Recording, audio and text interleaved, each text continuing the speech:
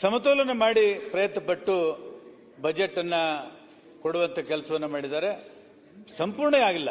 ನಮ್ಮ ಬೇಡಿಕೆಗಳು ಸಾಕಷ್ಟಿದ್ದಾವೆ, ಬೇಡಿಕೆಗಳು ಬೆಟ್ಟದಷ್ಟಿದ್ದಾವೆ, ನಮ್ಮ ಸಮಸ್ಯೆಗಳು ಲಕ್ಷಾಂತರ ಇದ್ದಾವೆ.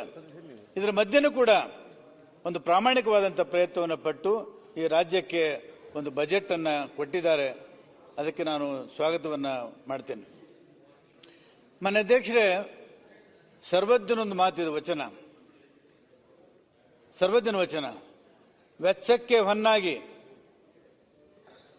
ಬೆಚ್ಚನ ಮನೆಯಾಗಿ ವೆಚ್ಚಕ್ಕೆ ಹೊನ್ನಾಗಿ, ನೆಚ್ಚಿನ ಮಡದಿ ಮನೆಯೊಳಗಿದ್ದಡೆ ಸ್ವರ್ಗಕ್ಕೆ ಕಿಚ್ಚು ಹಚ್ಚಂದ ಸರ್ವಜ್ಞ.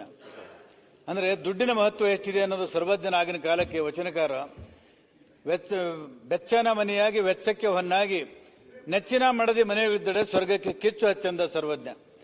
ಅಂಥ ಮಹತ್ವದ ಕಾರ್ಯವನ್ನು ಸಿದ್ದರಾಮಯ್ಯನವರು ಇವತ್ತು ಮಾಡ್ತಾ ಇದ್ದಾರೆ. ಆಮೇಲೆ ನಾನು ಓದುವಾಗ ಮಾನ್ಯ ಅಧ್ಯಕ್ಷರೇ, ಪ್ರಿನ್ಸಿಪಲ್ ಇದ್ರು, ಅವ್ರು ಹೇಳ್ತಾ ಇದ್ರು ದುಡ್ಡಿನ ಮಹತ್ವ ಎಷ್ಟು. Money is the money, sweeter than honey, sharper than knife, better than wife. ಬಹಳ ಜನ ತಪ್ಪು ತಿಳ್ಕೋಬಾರ್ದು. Money is money, sweeter than honey, better than sweeter than knife. Money is money, sweeter than honey, sharper than knife, better than wife. ಅಂದರೆ ಈ ಹಣದ ಮಹತ್ವತೆ ಎಷ್ಟಿದೆ ಅನ್ನೋದನ್ನು ಅವತ್ತು ನಾವು ಕಲ್ಕೊಂಡಿದ್ದೀವಿ. ಒಂದು ನಮ್ಮ ಆಡುಭಾಷೆ ನಮ್ಮಲ್ಲಿ, ಹಣ ಇದ್ರೆ ಹಣ ಬಾಯಿ ತೆರೀತದೆ ಅಂತ. ಇವತ್ತೇನು ನಾವು ಬಜೆಟ್ ಅನ್ನ ಇವತ್ತು ಪಾಸ್ ಮಾಡದೆ ಹೋಗಿದ್ರೆ ಇಡೀ ಕರ್ನಾಟಕದ ಆಕ್ಸಿಜನ್ ನಿಂತು ಹೋಗ್ತದೆ, ಸಂಪೂರ್ಣವಾಗಿ ನಿಂತು ಹೋಗ್ತದೆ. ಯಾರು ಕೂಡ ಬದುಕಲಿಕ್ಕೆ ಸಾಧ್ಯ ಇಲ್ಲ. ಅಂತ ಒಂದು ಬಜೆಟ್ ಅನ್ನು ಇವತ್ತು ಮಂಡಿಸಿ ನಾವು ಒಪ್ಪಿಗೆನ ಪಡೆದಿದ್ದಾರೆ. ಈ ಹಣದ ಬಗ್ಗೆ ಇನ್ನೊಂದು ಮಾತಿದೆ ಮಾನ್ಯ ಅಧ್ಯಕ್ಷರು ನಮ್ಮ ಭಾಗದಲ್ಲಿ.